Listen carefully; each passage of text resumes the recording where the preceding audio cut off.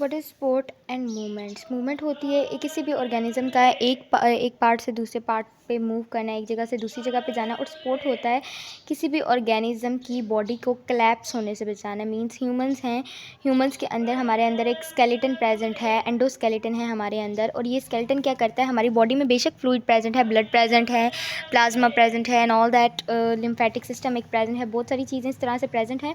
तो उनके होते हुए भी हमारी बॉडी कोलैप्स नहीं होती, हमारी बॉडी गिरती नहीं है, हमारी बॉडी अपनी शक्ल मेंटेन रखती है, हमारी बॉडी स्ट्रक्चर मेंटेन रखती है, जिसे हम सपोर्ट कहते हैं। ऐसा स्ट्रक्चर जो बॉडी, ऐसा कोई भी ऐसा स्ट्रक्चर जो बॉडी का जो बेसिक उसका स्ट्रक्चर है उसको मेंटेन रखे, बॉडी को कोलैप्स होने से बचाए, that is sport. Sport and movement के बाद अगर नेक्स्ट चीज़ देखें तो मूवमेंट जो होती है, मूवमेंट हमारे पास 3 तरीके से आती है। मूवमेंट हमारे पास जो होती है एमीबॉयड मूवमेंट होती है, एमीबॉयड मूवमेंट होती है। उसके बाद हमारे पास उसके बाद एमीबॉयड मूवमेंट के बाद हमारे पास फ्लैजिलेटेड मूवमेंट होती है, फ्लैजिलेटेड मूवमेंट होती है, सिलिएटेड मूवमेंट होती है, और मसल सेल्स के थ्रू जो मूवमेंट होती है, मसल सेल्स सिलिएटेड और मसल सेल्स के थ्रू जो मूवमेंट होती है, that is another type of movement. और अगर हम लोग स्पोर्ट देखें तो स्पोर्ट में हमारे पास आती हैं, स्पोर्ट हमारे पास भी इसी तरह कुछ टाइप्स होती है। स्पोर्ट में हमारे पास एंडोस्केलेटन आता है, एंडोस्केलेटन, एक्सोस्केलेटन और हाइड्रोस्टैटिक स्केलेटन।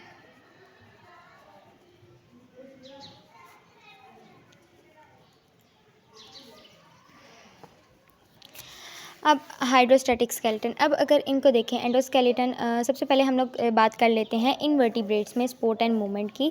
इनवर्टिब्रेट्स में स्पोर्ट्स एंड मूवमेंट कैसे होती है। इनवर्टिब्रेट्स में अगर हम लोग सबसे पहले देखते हैं hydrostatic skeleton.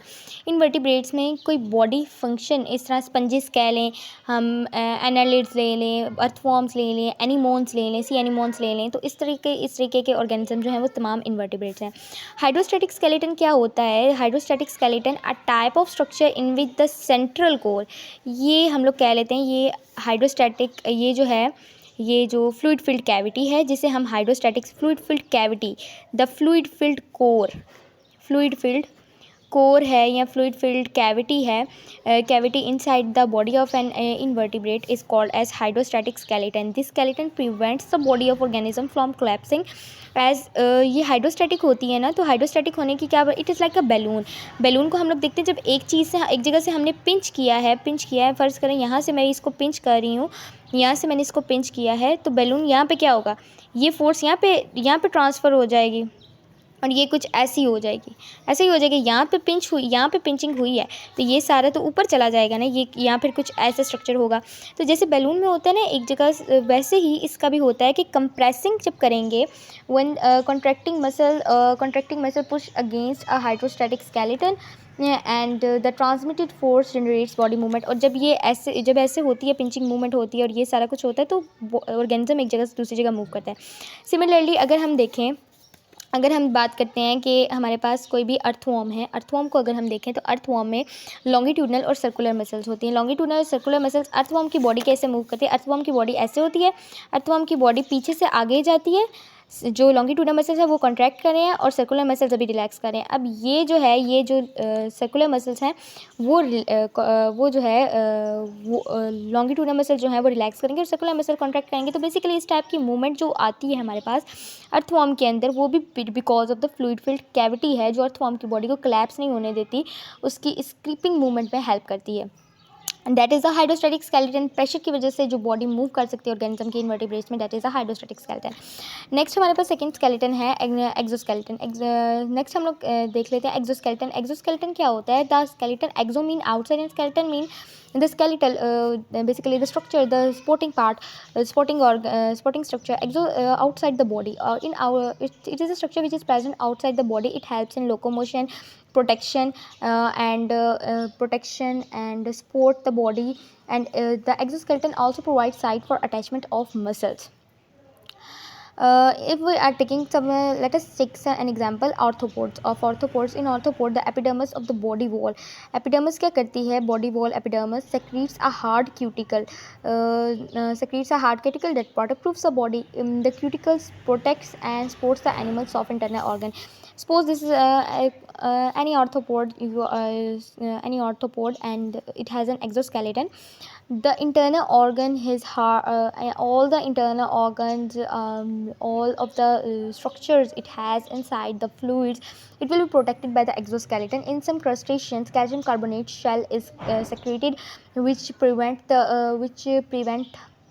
the animal, which supports the animal, and it helps the animal to go through the environment. In some cases there are some structures like cuticle. If we take a cuticle as an example, so in case of cuticle, we also know that cuticle is a thick and rigid structure, and due to its rigidness, the organism body stop growing. The organism body stop growing. If the organism body stop growing, it has to shed it in a process of ecdysis completely. So it occurs throughout the life. And if we're talking, then there is an endoskeleton. What is the endoskeleton? Skeleton present inside the body. Endo means inside. The skeleton present inside the body, it means that this skeleton will be covered by other structures, tissues will cover it, the endoskeleton. The endoskeleton of sponges, as we are talking about invertebrates, the best endoskeleton is observed in vertebrates. In humans we can see the endoskeleton, a best type of endoskeleton, but as we are discussing here, invertebrates skeletons. So endoskeleton in invertebrates, like sponges, there are spiracles and spongin fibers that keeps the body from collapsing. Such type of skeletals are called endoskeletals. And there are hard mineralized cartilaginous structures are also present in invertebrates. These are not unique to only hard mineralized structures are not unique to only the vertebrates, but these are also present in the invertebrates, as 2 by 3% to 2/3 of the animals which contain a hard mineralized structures the invertebrates are invertebrates. And they have most invertebrates have inorganic calcium carbonate crystal embedded in a collagen matrix.